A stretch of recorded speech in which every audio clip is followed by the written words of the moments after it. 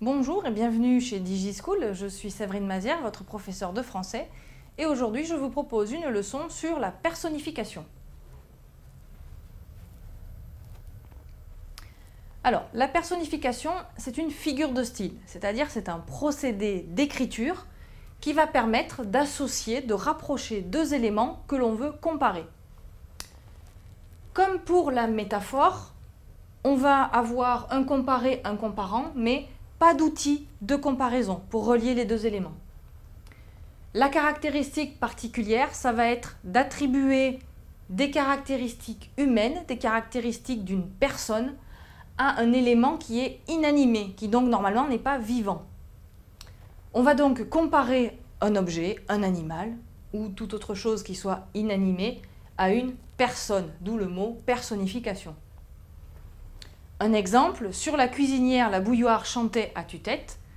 Une bouilloire est un élément inanimé, c'est un objet. Mais ici, le fait de le faire chanter, on va avoir l'impression que c'est une personne. C'est simplement pour faire référence au bruit de la bouilloire quand l'eau bout à l'intérieur. Des personnifications très connues, ce sont celles dans les fables de La Fontaine à propos des animaux.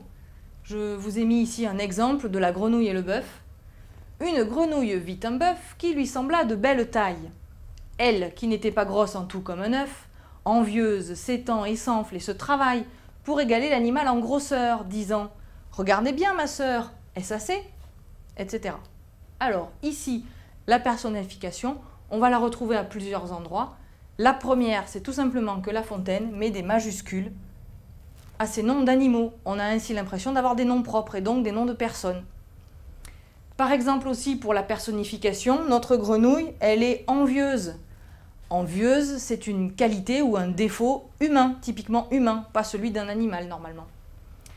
De même que les animaux de La Fontaine, eh bien, ils parlent, disant, et on a les guillemets avec du dialogue. Ces animaux sont donc personnifiés, on a l'impression d'avoir affaire à des humains. Quelques petits mots particuliers, par exemple la réification. Là, ça va être une personnification un peu particulière dans la mesure où c'est l'inverse. C'est une personne qui va être comparée à un objet ou à un élément inanimé.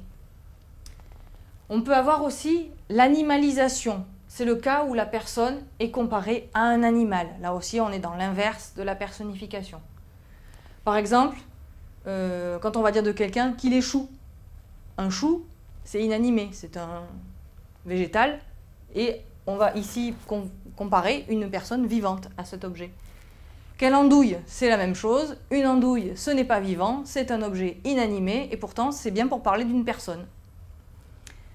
Ou quand on parle d'un enfant et qu'on va lui dire « mon poussin », pareil, on va parler d'un enfant d'un poussin pour parler d'un enfant, on est dans le cas de l'animalisation. Le général aboya ses ordres. On est bien d'accord que le général, c'est un humain, alors que aboyer, c'est un verbe que normalement on attribue à un chien. Et donc, on est ici aussi sur l'animalisation. Le général est devenu un chien. L'idée un petit peu, c'est de déshumaniser ces personnes parce qu'on veut avoir un côté négatif sur ces personnages. En conclusion, on pourrait retenir que la personnification, c'est comme une métaphore. Donc c'est une comparaison qui permet de comparer un objet ou un animal, en tout cas un être inanimé, à une personne. Voilà donc pour la personnification et je vous invite à consulter les autres vidéos de DigiSchool qui traitent justement de la métaphore ou de la comparaison. À bientôt!